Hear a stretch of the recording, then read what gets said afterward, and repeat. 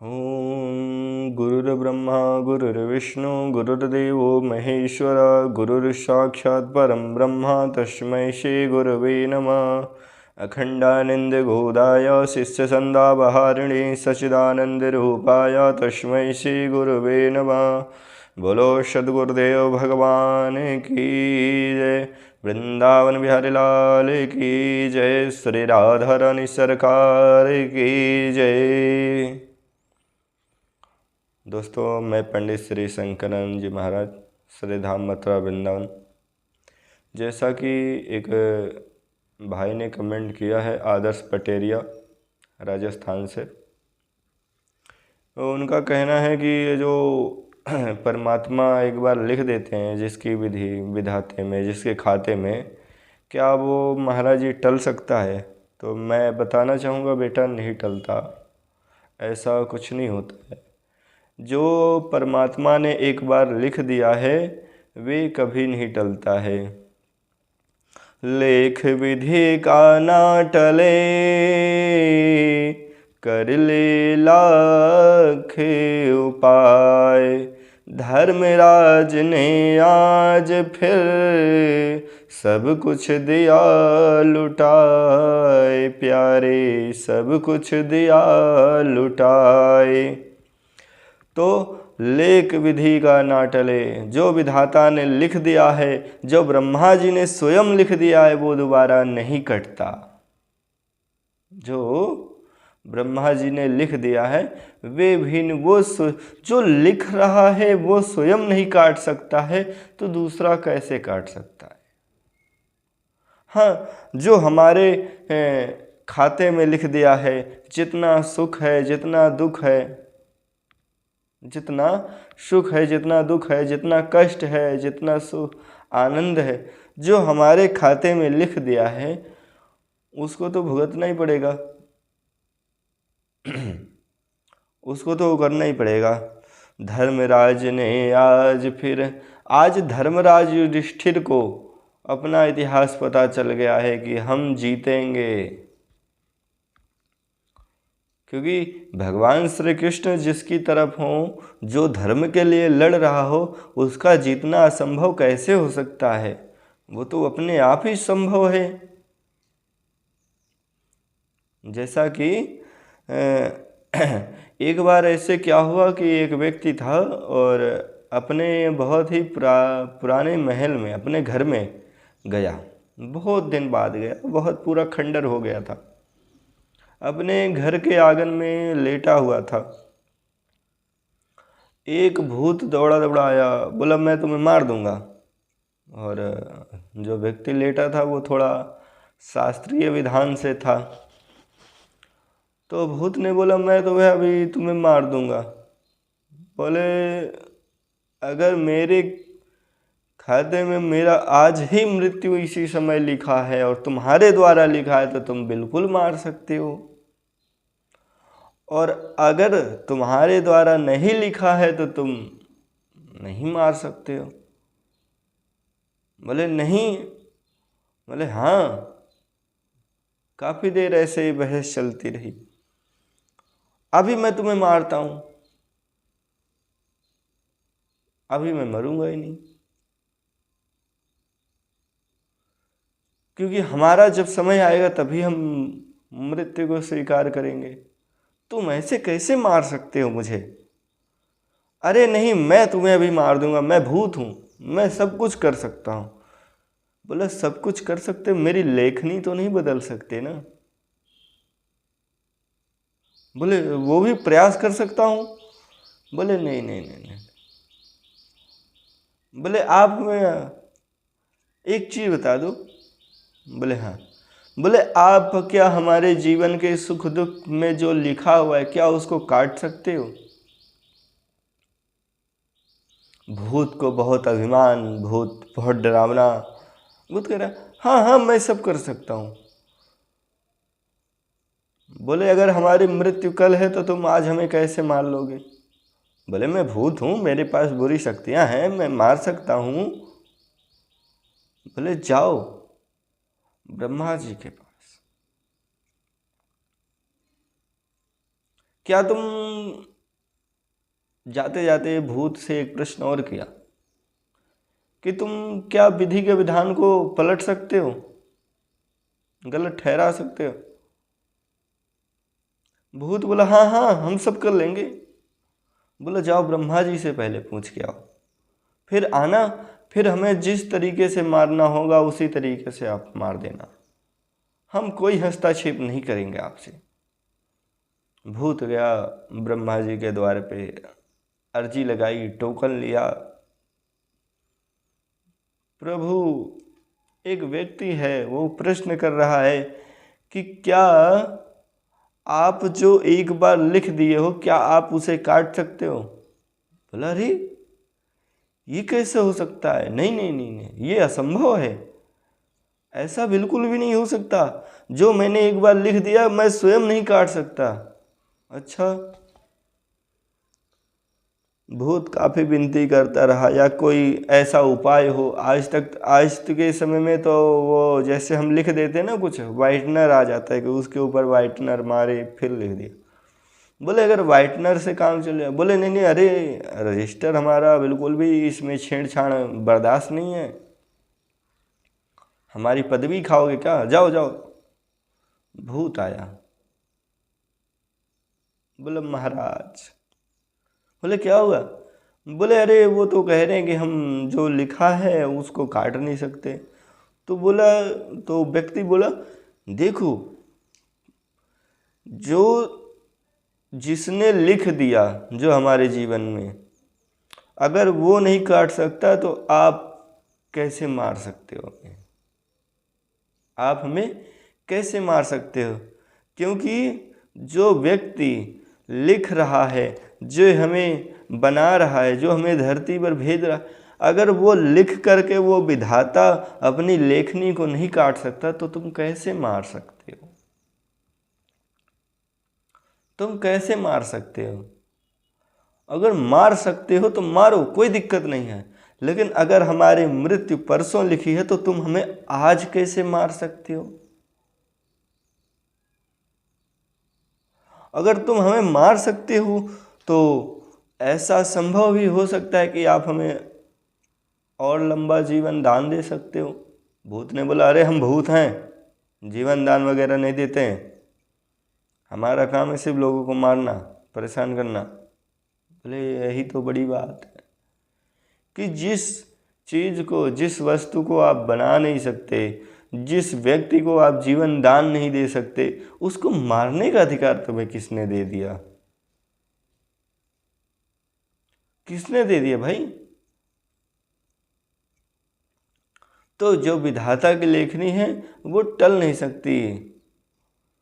लेख विधि का ना टले, कर ले लाख उपाय।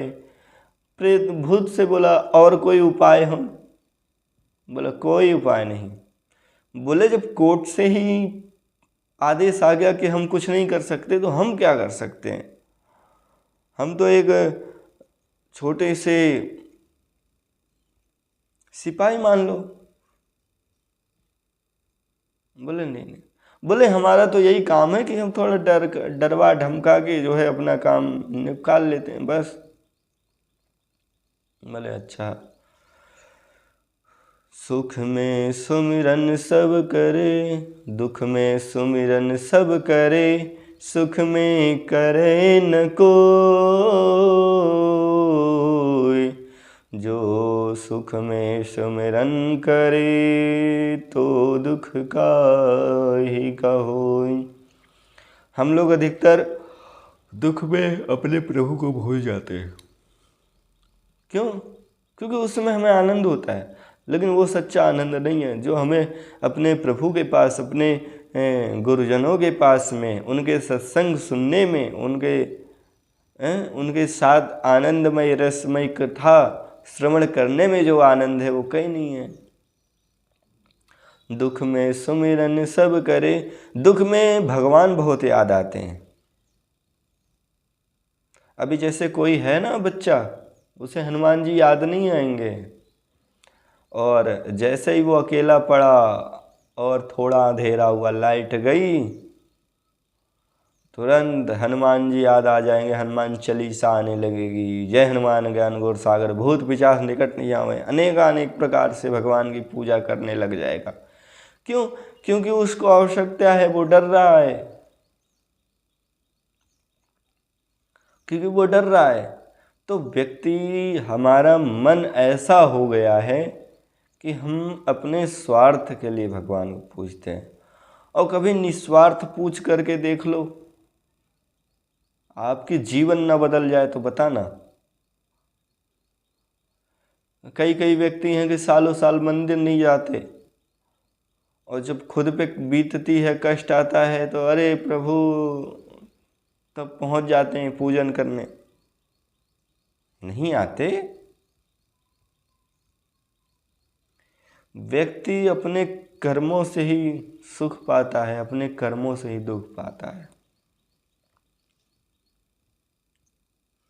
जो भी नारी जात का करता हूँ अपमान, उसका सदा अवश्य ही कर देता भगवान। जो भी व्यक्ति नारियों का अपमान करता है, हमारे सनातन धर्म में नारियों को लक्ष्मी कहा गया है, नारियों को देवी कहा गया है, देवी होती हैं, इनकी पूजन करना चाहिए। और कभी भी बच्चियों से पाँव नहीं रखवाना चाहिए। जैसे पाँव छू लेती ना बच्चियाँ, तो नहीं छुआना चाहिए। घर की जिस घर की लड़की आकर के उसी घर में रो दे, समझ लो बहुत बड़ा पाप है, बहुत बड़ा पाप है। जो भी नारी जात का करता है अपमान, उसका सदा अवश्य ही कर देता भगवान। जो व्यक्ति नारी का अपमान करता है ना, उसका नाश समझ लो तय है। कोई बचा ही नहीं सकता उसको उसके नाश से। उसके नाश से उसे कोई नहीं बचा सकता, क्योंकि नारी का सम्मान करना चाहिए, वो दुर्गा स्वरूप होती हैं। हालांकि लड़के भी देवता जैसे होते हैं, परंतु हर प्रत्येक व्यक्ति के अंदर भगवान है। और जब हमें ये चीज पता है तो हम क्यों परेशान करते हैं?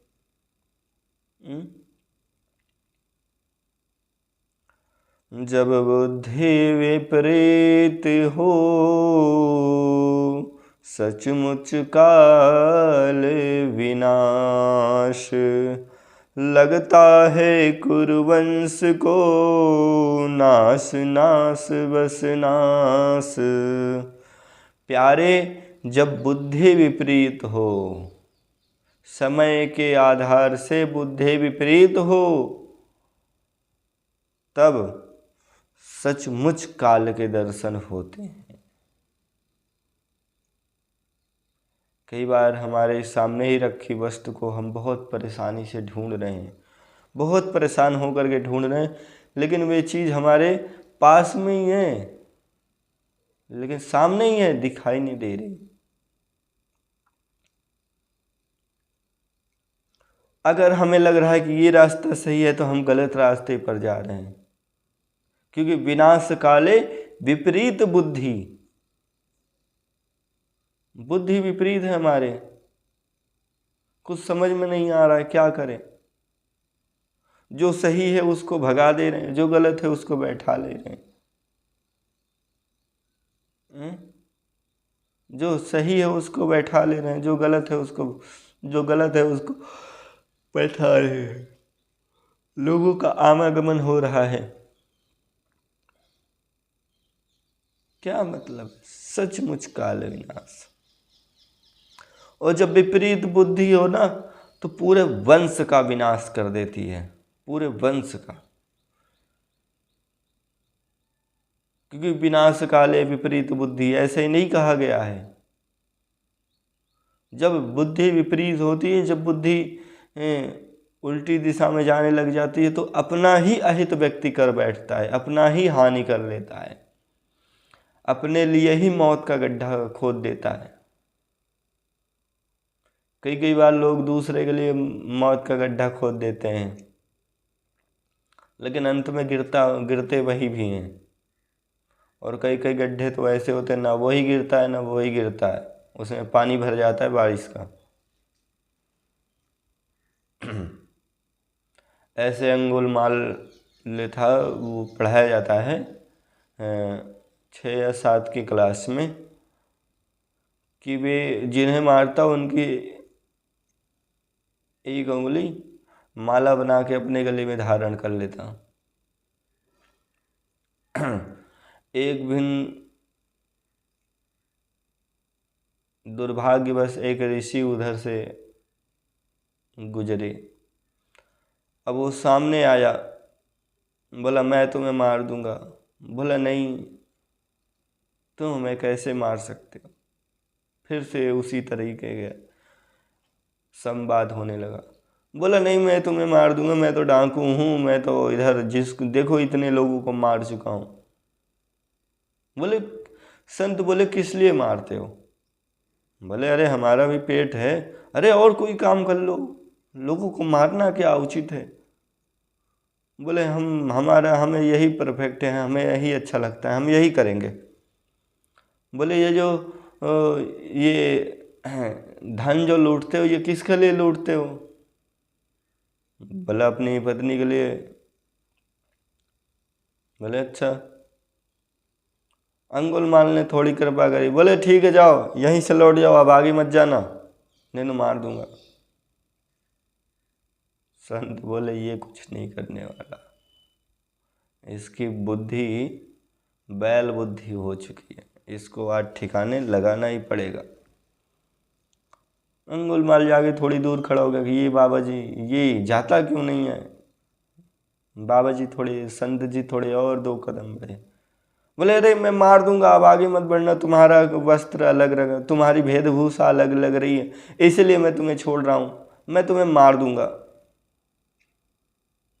नहीं नहीं, बोले नहीं नहीं यहीं से लौट जाओ, मैं तुम्हें मार दूंगा, आगे मत जाओ, आगे मत जाओ। संत जी आगे गए। संत जी को पकड़ के उसने जनेऊ में बांध लिया। बोला मैं चला जाऊंगा, ये जो लूट पाट करते हो ये किसके लिए करते हो। बोले हमारे भी बीवी बच्चे हैं, उनको पालने के लिए हम करते हैं। अच्छा, तो मतलब खुद के परिवार को पालने के लिए और दूसरे के परिवार को बर्बाद कर देना। बोले तुमसे क्या लेना देना, हमें फालतू ज्ञान मत दो, चलो जाओ लौट जाओ यहाँ से, तुम्हारे वस्त्र अच्छे लग रहे हैं, अजीब अलग लग रहे हैं कुछ, इसलिए मैं तुम्हें छोड़ रहा हूँ, जाओ मैं तुम्हें जीवन दान देता हूँ। जीवन दान, तुम हमें जीवन दान देते हो, जिसके ऊपर बोझ पाप का बोझ का गठरा लदा हुआ है वो हमें जीवन दान देगा। बोले हाँ हाँ तुम्हारे वस्त्र अच्छे हैं, अजीब तरीके से लग रहे हैं, अलग लग रहे हैं, लोगों से अलग लग रहे हैं, इसलिए तुम जाओ जाओ। नहीं माने, संत जी भिड़ गए। अंगुलमाल को गुस्सा आया, बोला क्या चाहिए तुम्हें। सोचा जैसे अब हमारे ही कोई पीछे पड़ जाता, हमारे आपकी, तो सोचते ना कुछ दे के टरका दें। अंगुलमाल ने बोला कुछ तो दे दो। बोले क्या। बोले हमें तुमसे वरदान चाहिए। बोले वाह, भूत से तुम पूत मांग रहे हो।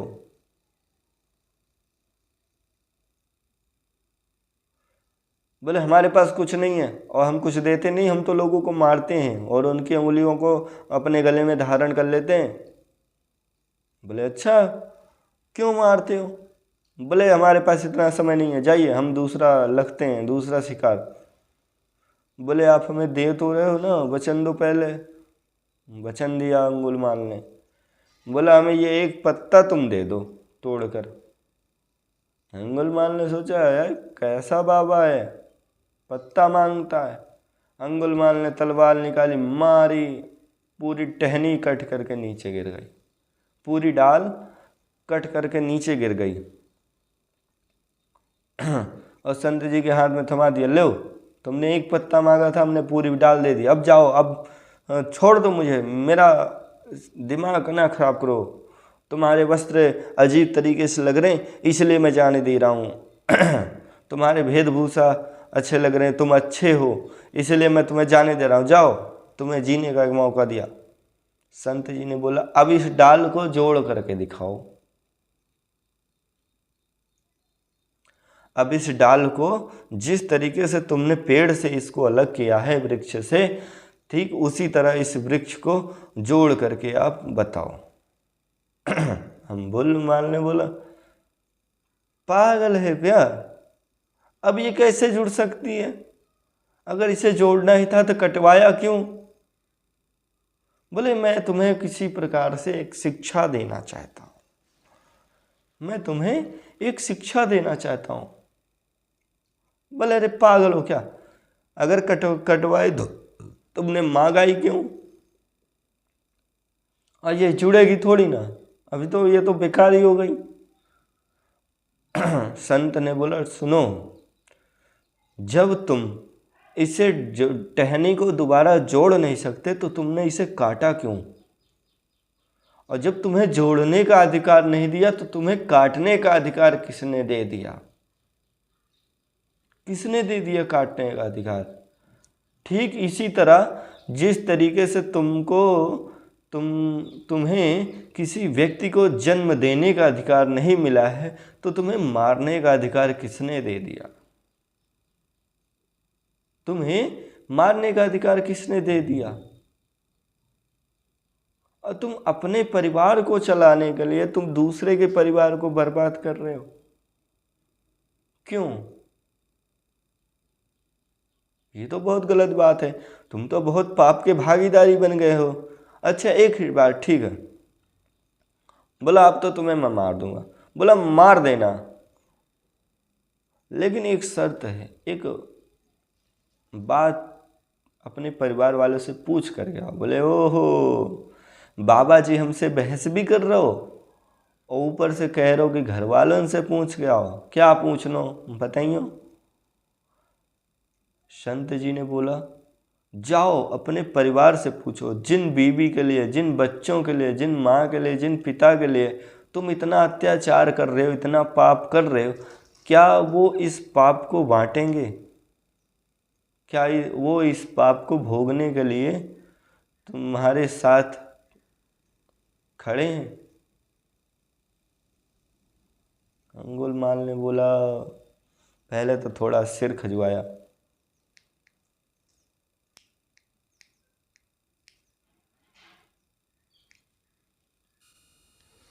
क्षमा चाहते हैं, थोड़ा लाइट की असुविधा हो गई थी। तो अंगुलमाल ने सोचा कि ये बाबा जी तो बात तो सत्य कह रहे हैं। एक बार मन में उनके विचार आया कि ये बाबा जी शायद सही कह रहे हैं, हमारे हित के लिए सोच रहे हैं, लेकिन उनके मन में फिर विकार आया, नहीं नहीं नहीं नहीं, कहीं ये सोच रहे हैं कि हम इनको उधर भेजें और हम स्वयं भग जाएं। तो संत जी ने कहा, लो ब्रह्मसूत्र जनेऊ, इससे मुझे बांध दो और जाओ अपने घर पे पूछ करके आओ। बोले, अरे बाबा जी पागल समझ रहे हो क्या, इतनी पतली से। बोले, अरे ये ब्रह्मसूत्र है, इसको हम तोड़ नहीं सकते हैं, जाओ आप एक बार विश्वास करके तो देखो। बोला, ठीक। संत जी के लाख बार समझाने के बाद अंगुलमाल तैयार हुआ अपने घर पे जाने के लिए, अपने पूछने के लिए कि तुम इस पाप में हमें हमारे भागीदारी बनोगे या नहीं भोगने में। गया दौड़ा दौड़ा, पत्नी बोली, अरे बाबा आ गए, क्या लाए, सोना लाए, चांदी लाए, क्या लूट करके लाए, पैसा लाए, धन लाए। बोले कुछ नहीं लाई। बोले तो खाली हाथ कैसे आए? हर दिन तो तुम खाली नहीं आते हो। बोला अच्छा एक चीज़ ये बताओ, ये जो मैं पाप कर रहा हूँ, लोगों को मार रहा हूँ, लोगों को लूट रहा हूँ, ये जो हमसे पाप हो रहा है, क्या इसके दुख को क्या तुम भोगोगी? अरे मैं क्यों भोगूंगी, मार तुम रहे हो, खा तो तुम भी रही हो ना जो हम लूट करके ला रहे हैं। हाँ तो तुमने हमसे विवाह किया है तो क्या खाना नहीं खिलाओगे?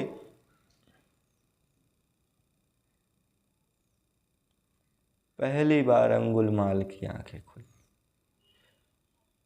अंगुलमाल अपनी माँ के पास गया। बोला माँ, मैं ये जो पाप कर रहा हूँ, लोगों को मार रहा हूँ और धन छीन करके ला रहा हूँ, क्या ये जो अपराध हमसे हो रहा है, क्या इस अपराध को भोगने में आप हमारी मदद करें? अरे हम क्यों करें, हम क्यों करें? हमने तुम्हें जन्म दे दिया, तुम्हें पाला पोसा, इतना बड़ा कर दिया, और तुम हमें रोटी भी नहीं खिला सकते? हमने कहा है तुम लोगों को मारो? नहीं कहा ना, तो हम नहीं करेंगे, जाओ। अंगुलमाल अपने बच्चे के पास में गया। बोला बेटा, ये जो मैं कर, बेटे ने पहले सुन लिया था। बोला अरे नहीं नहीं नहीं नहीं, मैं क्यों करूँगा, गलत तुम कर रहे हो और भुगते हम? नहीं, हम क्यों भुगतेंगे, हमें पैदा किया है तो खिलाओगे नहीं, तुम्हारी जिम्मेदारी है, हम नहीं जानते?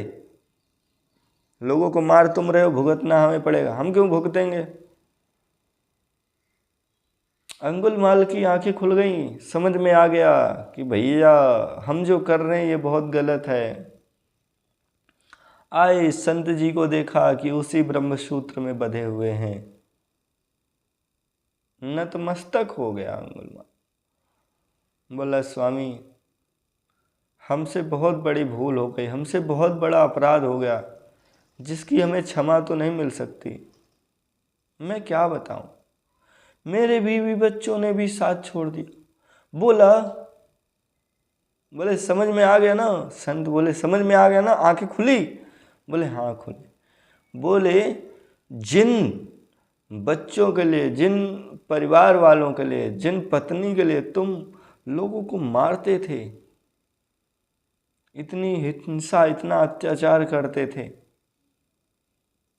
और उनको ले जाके चैन की रोटी आराम से प्रेम से खिलाते थे, और तुम्हारे इस पाप से लूटे गए धन को वो खाने के लिए तैयार हैं, वो उसका आनंद लेने के लिए तैयार हैं, लेकिन तुम्हारे द्वारा किए गए पाप को वो आधा नहीं कर सकते। ये तो तुम्हें ही भुगतना पड़ेगा। अंगुलमाल ने कहा प्रभु हमें अपनी शरण में ले लो, और अंगुलमाल ने तुरंत संन्यास ले लिया, तुरंत। बुरा जो देखन मैं चला, बुरा न मिलिया कोई, जो दिल खो जाया अपना, मुझसा बुरा न कोई। बुरा जो देखन मैं चला, हम तो समाज में बहुत बुराइयां देख रहे हैं, अनेक अनेक प्रकार से, ये इसकी गलती है, वो उसकी गलती है, ये नहीं करता, वो नहीं करता, उसको ये कर लेना चाहिए, इसको ये कर लेना चाहिए। लेकिन खुद पे क्या देख रहे हैं?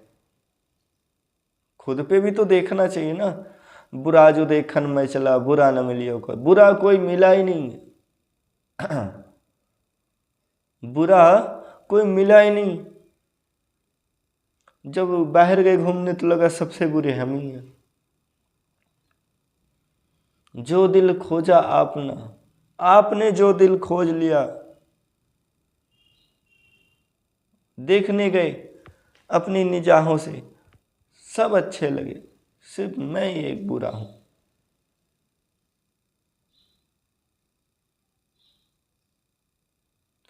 तो हमें अपने आप को ऐसे, चरण उनके ही पूजे जाते हैं जिनके पूजने के योग्य हों। आपका नाम ही आपकी पहचान है, वरना एक नाम के तो हजारों इंसान हैं। एक नाम के हजारों इंसान हैं। कौन राह किसकी तके, भला बताए कौन। करे प्रतीक्षा समय की, राखे धैर्य और मौन। कौन राह किसकी तके, कौन किसकी राह तकता है? कोई नहीं तकता है। कोई नहीं तक रहा है कि हमारा और किसी का काम किसी के व्यक्ति प्रति नहीं रुकता। अगर किसी का काम किसी के बिना नहीं रुकता, वो चलेगा, थोड़ा लो में चलेगा लेकिन चलेगा। काम किसी का रुकेगा नहीं, काम सबका चलता रहेगा, बराबर चलता रहेगा।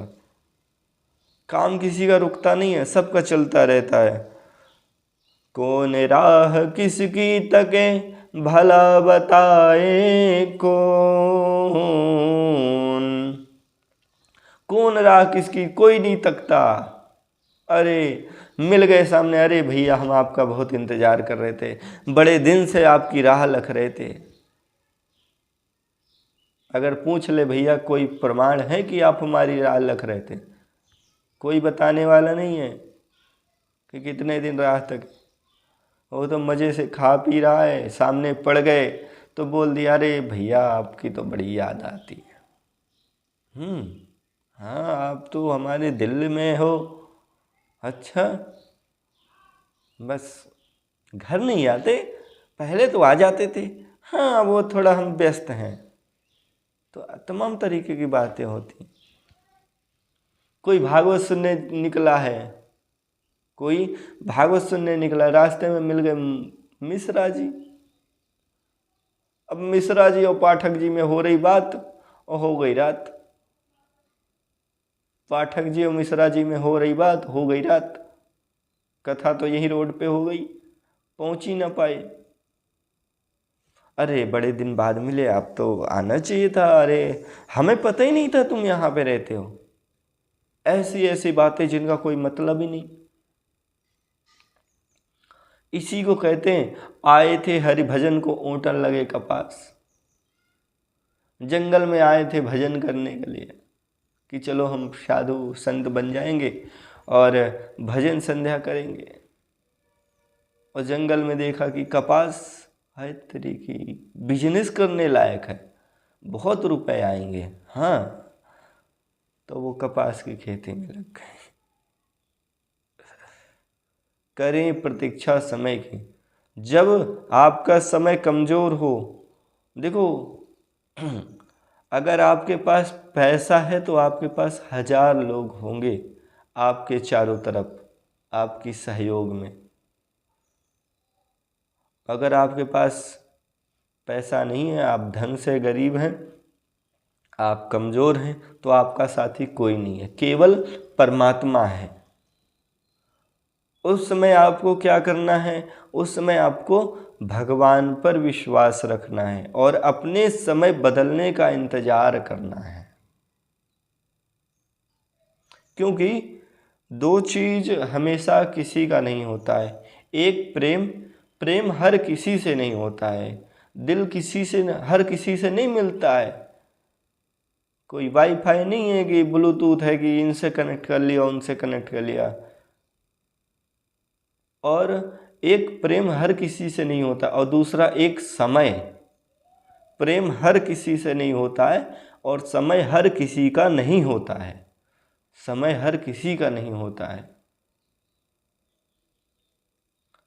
तो इसीलिए अपने समय की प्रतीक्षा करें कि हमारा समय बदलेगा। क्यों तरसता है तू बंदे, जल्द ही मजलेगा बंजर। सांस ले अब एक थमाका, तू ही तो है सिकंदर। तेरा समय देखो, अगर कष्ट आया है तो सुख भी आएगा। थोड़ा समय से आएगा। अगर हमारे ऊपर, आपके ऊपर बुरी परिस्थितियां आती हैं तो समझ लो सही है, बुरी परिस्थितियों को शांतिपूर्वक काटें, क्योंकि आने वाला समय आपको आनंद देगा। दम ना तोड़ें। आजकल के कई लोग जो है समय बेकार चल रहा है तो वो खुदकुशी करने का चाह रख लेते हैं। कर्जा है तो खुदकुशी करने, अरे खुदकुशी करने से क्या तुम्हारे समस्या का निवारण हो जाएगा? 84 लाख योनियों में घूम करके एक बार मानव जन्म मिला है भगवान की कृपा से, इसका सदुपयोग करो, इसका सदुपयोग करो। लग रहा है कि बस और समय की जब प्रतीक्षा करें तो धैर्य, मौन, अपने को बड़ा शांत कर ले। अगर मन में उपद्रव करने का कोई विचार भी आवे तो उसको ना करें, रखें धैर्य और मौन, क्योंकि सहनशीलता एक ऐसी शक्ति है जिसके अंदर होती है वो बहुत कामयाब व्यक्ति होता है। कोई कुछ कह रहा, कोई मतलब नहीं, कोई मतलब नहीं, कहने दो। कोई गाली दे रहा है तो देने दो, आप वहां से चलते बनो। मतलब ही नहीं है, कोई वो गाली दे रहा है उसका मुंह खराब हो रहा है, और जब आप चल दिए तो वो गाली दोबारा वही सुन रहा है, वही गाली दे रहा है वही सुन रहा है, वो गाली को मुंह से ही दे रहा है और कान से ही श्रवण कर रहा है, क्योंकि आप तो वहां पे हो नहीं। क्योंकि आज के समय में पीठ पीछे गाली देने वाले, पीठ पीछे खंजर भोंकने वाले बहुत सारे व्यक्ति बहुत मिलेंगे आपको, तमाम। जुआ किसी का ना हुआ, इसमें जीत न हार, सर्वनाश का खेल है, मिट गए कई घर बार। जुआ एक ऐसा खेल है जिसमें जुआ किसी का कभी नहीं होता है। जुआ कब खेल जो है कभी किसी का नहीं होता है, सबका विनाश ही करता है, और श्राप भी है। जुआ खेलना ही नहीं चाहिए। जुआ खेलने से अच्छा तुम कहीं चले जाओ, कोई अच्छा, और भी अनेकानेक प्रकार के खेल से हैं, खेलो, कोई दिक्कत नहीं है। जुआ किसी का ना हुआ, इसमें जीत न हार। जुआ में जीत भी गए तो कोई मतलब नहीं है, फिर वहीं बैठे हो, फिर वहीं खेलोगे, फिर हारोगे। जुआ किसी का ना हुआ, इसमें जीत न हार, वहीं जीत रहे हो वहीं हार रहे हो, कोई मतलब नहीं है, कोई ऐश्वर्य नहीं है इसमें। तुम जीत गए तो तुम्हें फूल माला पहराया जाएगा, डंग ढोल मजीरा बजाया जाएगा, कुछ नहीं। और मर भी गए ना कहीं, तुम्हारे प्राण भी चले गए, अरे मारो, जुआड़ी था, जुआ खेलता था, नशेड़ी था एक नंबर का, नशा पत्ती करता था। कहने वाले तो कह देंगे, उनका बात खत्म। सर्वनाश का खेल है, मिट गए कई घर बार। ये एक ऐसा खेल है जो सर्वनाश कर देता है। सर्वनाश कर देता है, मतलब तुम्हारा जितना बल होगा, जितना धन होगा, जितना यश होगा, जितना कीर्ति होगी, सबका सर्वनाश कर देगा। ये सर्वनाश कर देगा, पूरा खत्म कर देगा, आपको खोखला कर देगा, लत लग जाएगी, बिना खेले रह नहीं पाओगे। जमीन है, जायदाद है, गाड़ी है, घोड़ा है, सोना चांदी है, सब लुट जाएगा इसमें, ये सर्वनाश कर देता है, क्योंकि इसमें श्राप लगा हुआ है।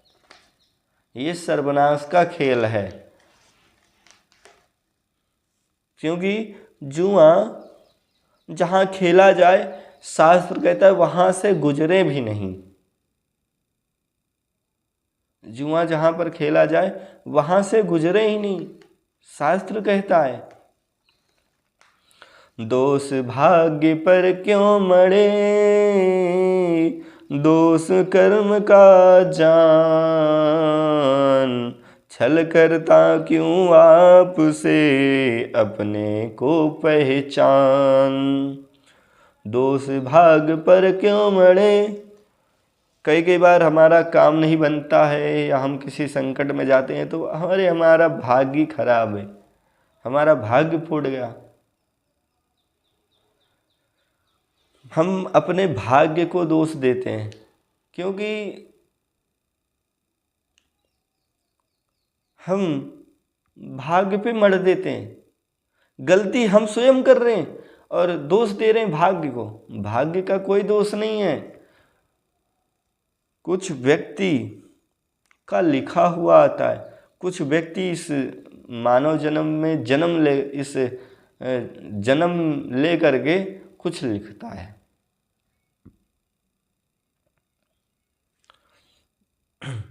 जो दोष जो हमारे साथ गलत हो रहा है उसका हमें कर्म जानना चाहिए कि हमने कैसा कौन सा कार्य किया है जिसके कारण से मुझे ऐसी सजा मिल रही है, जानना चाहिए।